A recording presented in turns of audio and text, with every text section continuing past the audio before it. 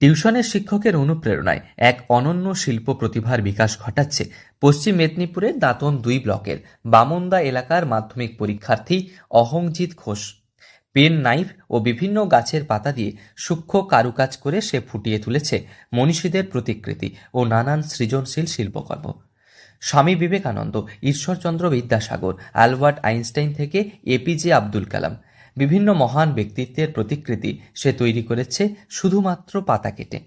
2023 থেকে আগস্ট মাসে আমি প্রথম পাতা কাটা শুরু করেছিলাম। এটি সঞ্জয় স্যারের আর্টওয়ার্কটি দেখে এটা প্রথম দেখে চেষ্টা করেছি। এটা কেন হঠাৎ ভালো লাগলো কেন? এটা অনেক ইউনিক আর্টওয়ার্ক, তাই এটা চেষ্টা করলাম একবার ট্রাই করার। কিভাবে করতে হয় এটা? এটা প্রথমে একটা পাতাকে শুকনো করতে হয়, তার উপরে ড্রয়িং করতে হয়, তারপরে এটা কাটতে হয়। সাধারণ আঁকার পরিবর্তে এই ভিন্ন ধর্মী শিল্পচর্চা ইতিমধ্যেই সকলের নজর কেড়েছে। সূক্ষ্ম কাটিংয়ের মাধ্যমে পাতার উপর ফুটিয়ে উঠেছে নিখুঁত মুখাবয়ব, যা দেখে অনেকেই বিস্মিত হন।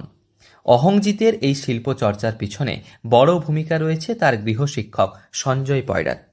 তার কাছ থেকে অনুপ্রাণিত হয়ে কয়েক বছর ধরে এই বিশেষ ছবি ফুটিয়ে তুলছে বিভিন্ন পাতার উপর। ছোটবেলা থেকেই আঁকার বিশেষ অভ্যাস না থাকলেও নিজের আগ্রহ ও চেষ্টায় আজ এক নতুন পরিচয় তৈরি করতে পেরেছে সে।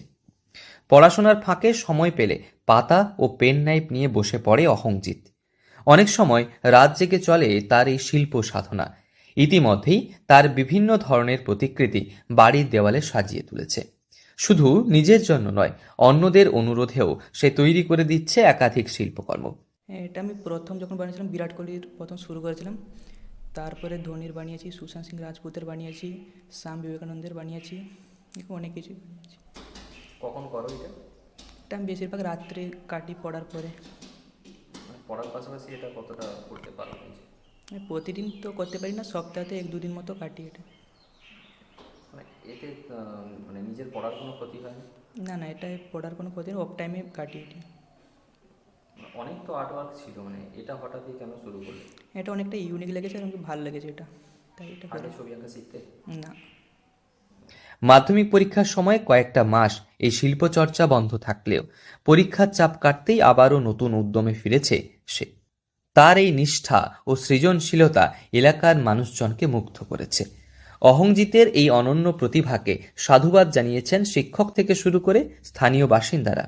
অনেকেই মনে করছেন সঠিক সুযোগ ও দিক নির্দেশনা পেলে ভবিষ্যতে আরও বড় শিল্পী হিসেবে নিজেকে প্রতিষ্ঠিত করতে পারবে। পশ্চিম মেদিনীপুর থেকে রঞ্জন চন্দের রিপোর্ট, লোকাল 18 বাংলা।